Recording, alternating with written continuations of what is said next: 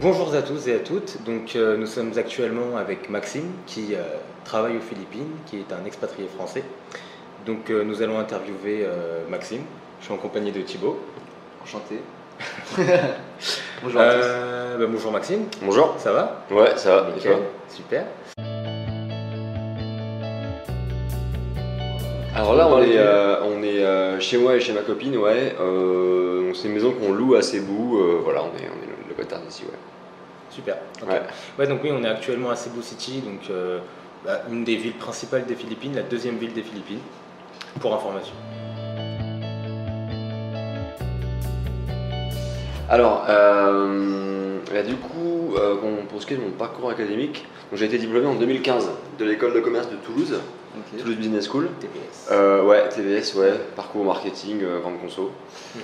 J'ai pas du tout fait ça au final après. Avant ça, j'ai fait prépa et avant j'étais au lycée. Enfin voilà, Ouais, parcours le parcours plus ou moins classique, Le quoi. grand parcours classique. Ouais, exactement.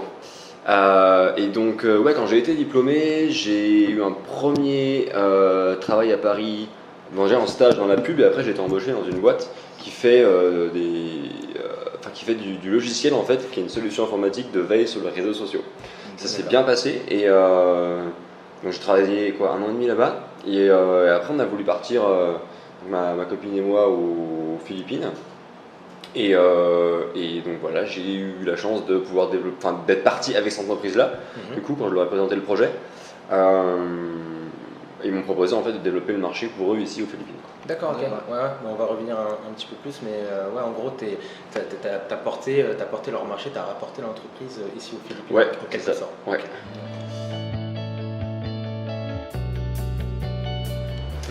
Euh, Alors c'est avant tout un projet personnel, je pense. Je voulais pas trop partir, enfin j'avais pas d'idée par exemple, trouver un travail absolument avant de partir, etc. Et je me mettais pas ce stress-là. Enfin, je dis je, mais c'est toujours on. Enfin, on était deux dans le projet, donc Bien sûr, bien ma sûr. copine et moi. Et en fait, voilà, donc c'était plus un projet personnel. On voulait découvrir autre chose que moi Paris, elle Londres. Voilà, ok. on voulait partir Vraiment. un peu loin, dans un monde qu'on ne connaissait pas, quoi. En fait, on avait des amis ici qui nous ont bien vendu le pays, qui nous ont bien convaincus. Et le projet en lui-même, à la base, c'était, comme je te disais, cette expérience personnelle. Et on voulait pas du coup, on voulait vraiment avoir un dépaysement. Ça servait à rien de s'expatrier si c'était pour aller à Madrid ou à Londres ou à Berlin, tu vois. On voulait vraiment changer de vie. Donc on cherchait un pays en développement. Ouais. Ouais. Puis en développement, si possible chaud forcément. Ouais. Imagine Paris-Londres. Avec du soleil. Ouais. Avec un peu Chercher un peu le soleil. Et donc voilà, on a fait la liste de nos potes, on a dit bah tiens, eux ils vivent aux Philippines, et puis voilà, on a posé plein de questions, etc., etc. Ça nous a intéressé, on est venu ici, sans savoir trop où on mettait les pieds. Donc Pour c'était être pas le honnête. premier voyage qui vous a fait. Non. Non, là c'est direct. Ouais. One shot. Vous aviez fait d'autres pays avant ça en Asie? En Asie, ma copine, ouais, moi personnellement, non. D'accord. J'ai Ça, c'était une jamais grande fait l'Asie. découverte de l'Asie, quoi. Ouais, ouais. Mais il y en a énormément en fait, Ouais. c'est dur de tout dire comme ça. Là, la vie est complètement différente. La vie est complètement différente. Déjà, je pense qu'il y a une réalité quand même qu'on peut pas nier, c'est que il y a quand même une grande partie de la population qui vit sous le seuil de pauvreté mondiale. Je sais pas s'il y a un seuil de pauvreté français à l'échelle française, mais dans tous les cas, là c'est les 3/4 voire 80% qui vivent en dessous. Donc forcément, il y a une grande partie de la population qui au quotidien n'a pas du tout les mêmes préoccupations que toi. Donc ça, c'est une première différence. Qui se ressent vachement dans les conversations que tu peux avoir avec monsieur et madame tout le monde Mhm. dès que tu sors.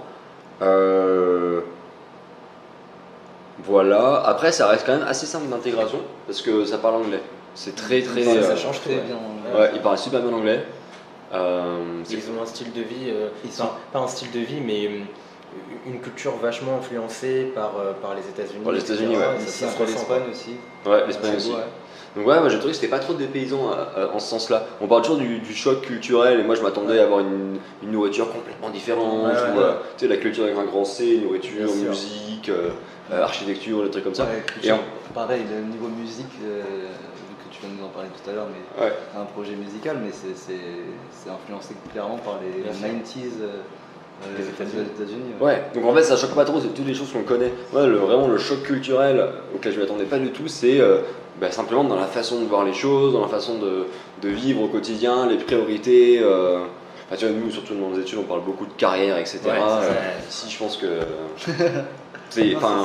Encore une fois, ça dépend pour qui, mais c'est pas la préoccupation de la plupart des gens, quoi, tu vois. C'est clair.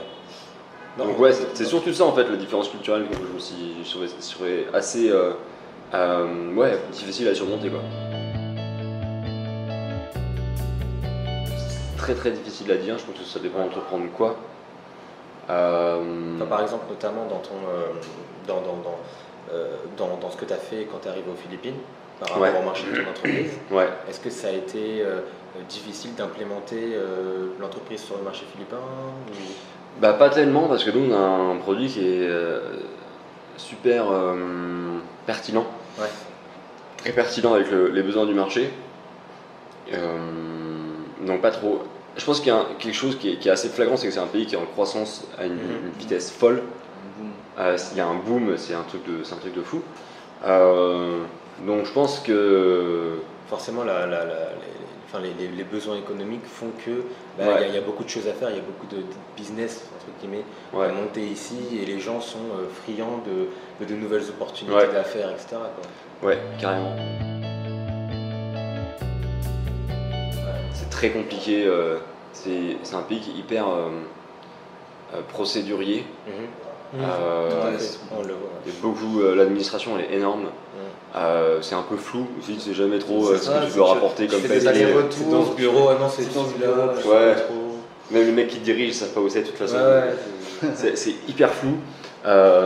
C'est pénible d'ailleurs. Je pense que ça doit pas être facile de faire toutes les démarches administratives pour ouvrir sa boîte, non, c'est clair. On peut pas être propriétaire en fait de Philippines en tout monde. D'accord. Que ce soit un étranger ne peut pas acheter une maison, il peut pas.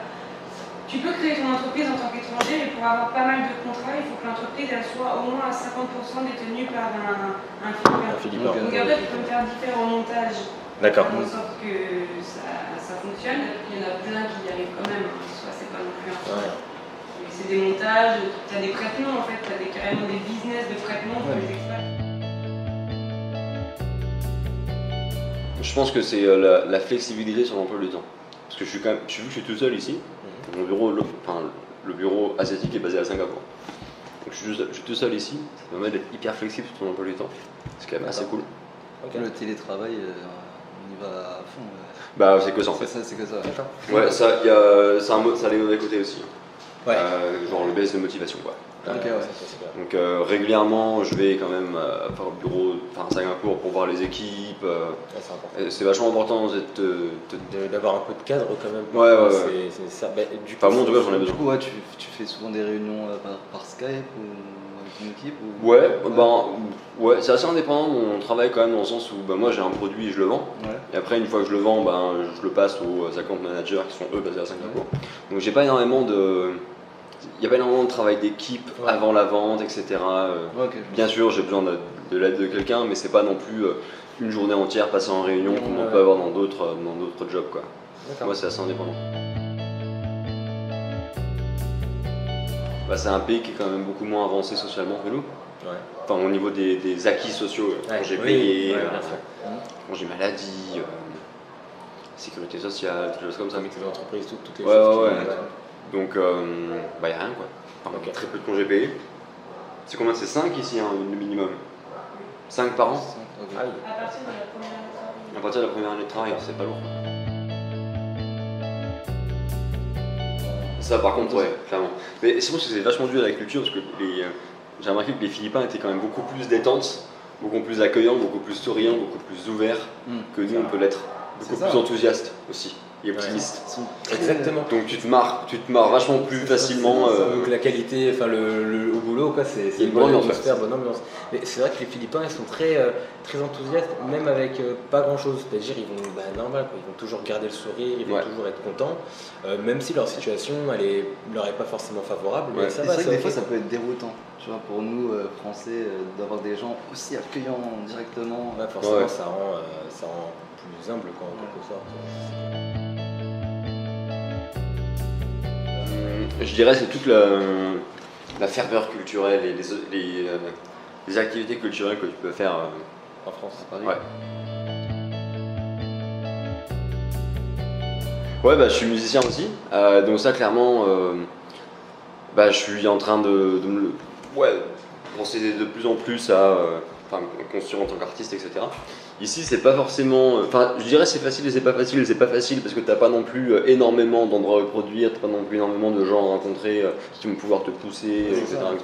Mais d'un autre côté, vu que t'as pas beaucoup de monde, bah, c'est un cercle très très petit et c'est beaucoup plus facile d'y rentrer, ouais. Donc tu connais vite tout le monde. Ouais. Tu veux dire quand je suis à la maison? Ouais, quand t'es à la Ouais, maison. bah, c'est pour ça que j'arrête de bosser à la maison aussi. Ouais, ok. J'ai dans un espace de coworking, comme je vous avais dit, il y en a pas mal sur Cebu. Ouais, de façon générale, quand je disais précédemment, je crois que c'est toi qui as dit qu'il fallait un cadre, ou c'est toi, je sais plus. Bah, clairement, quand tu bosses depuis chez toi, franchement, c'est cool des fois, c'est trop bien, mais au bout d'un moment donné, il te faut un cadre. Ouais. Et moi, je me suis rendu compte qu'ici, bah, je commençais trop à faire n'importe quoi, à faire mes trucs perso, etc. Faire autre chose. Et donc, je me suis dit stop, tu vas dans un endroit de coworking et puis tu bosses quoi. Alors, je fais de la musique électronique. C'est quoi le nom? Le nom, ça s'appelle Fly Me On. Donc, Fly Me On. F-L-Y-M-E-O-N. C'est le Ton premier chien, single, ça? On est... Non, ça c'est mon nom d'artiste. Ça. Ah, ok, ok. Ouais. On est les premiers à interviewer Fly Me On. Exactement. On est les tout premiers, exclusivité Exactement. mondiale. Avant Noisy, avant tout le monde. Ouais, putain, j'ai la vendre ça cher, les gars, plus tard. Et tu t'as lancé ça donc il y a pas longtemps. Enfin, j'imagine que c'est ta passion depuis longtemps, mais Ouais. tu as décidé de. Le projet, ça fait 3 mois, ouais.